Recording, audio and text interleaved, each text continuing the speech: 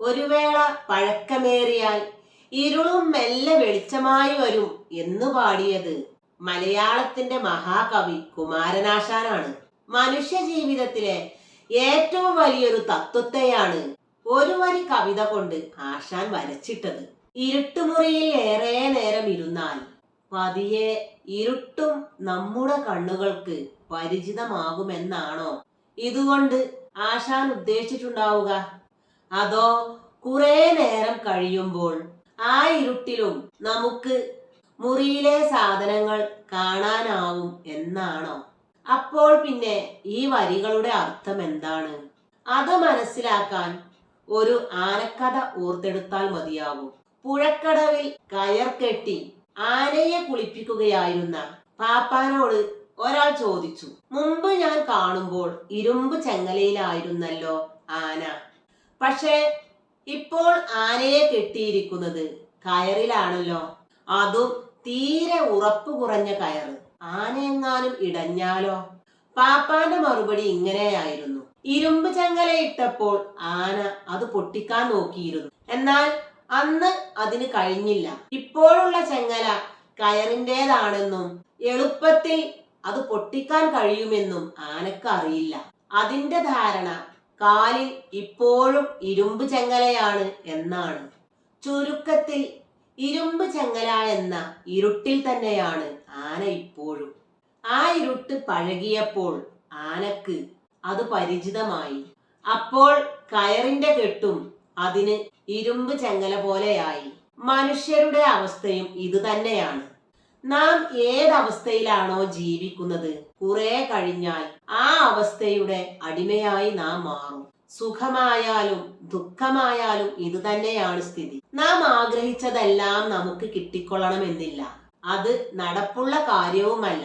എങ്കിലും കിട്ടിയതിൽ തൃപ്തിപ്പെടാതെ നമുക്ക് ആഗ്രഹിച്ചുകൊണ്ടേയിരിക്കാം, അതിനുവേണ്ടി നിരന്തരം പ്രവർത്തിച്ചുകൊണ്ടേയിരിക്കാം. ഇതാണ് പോസിറ്റീവായ വഴി. എന്നാൽ ഇതിനെതിരായ മറ്റൊരു മാർഗവുമുണ്ട്.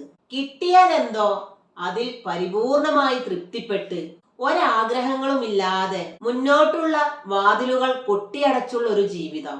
ഇത് നെഗറ്റീവ് ചിന്തയാണ്. ശരിയായി പരിശീലിച്ചാൽ കയ്പ് പോലും മനുഷ്യന് മധുരമാക്കി മാറ്റാൻ കഴിയും. അതുപോലെ മധുരം കയ്പാക്കി മാറ്റാനും മനസ്സ് വിചാരിച്ചാൽ നടക്കും. കയ്പാണ് മധുരമെന്ന് മനസ്സ് എപ്പോഴും മന്ത്രിച്ചുകൊണ്ടിരുന്നാൽ പിന്നെ കയ്പിന് എങ്ങനെ മധുരമാകാതിരിക്കാൻ കഴിയും? കിട്ടിയത് കൊണ്ട് തൃപ്തിപ്പെടുക എന്നത് ധീർത്തത്തിന്റെ ലക്ഷണമാണ്, അലസ മനസ്സിന്റെ തത്വശാസ്ത്രമാണ്, ഒന്നും ചെയ്യാതിരിക്കാനുള്ള ഒഴിവുകഴിവാണ്. എന്ന് വെച്ച് അത്യാഗ്രഹം വേണമെന്നല്ല പറഞ്ഞുകൊണ്ട് വരുന്നത്. സ്വന്തം നില മെച്ചപ്പെടുത്താനുള്ള ഏത് പരിശ്രമവും ഒരു വ്യക്തി എന്നുള്ള നിലക്ക് നമ്മുടെ ബാധ്യതയാണ്. അതുകൊണ്ട് തന്നെ അത് അംഗീകരിക്കപ്പെടേണ്ടതാണ്. അതിനുവേണ്ടിയാണ് ദൈവം നമുക്ക് ചുറ്റും ഒരുപാട് അനുഗ്രഹങ്ങൾ നിക്ഷേപിച്ചിട്ടുള്ളത്.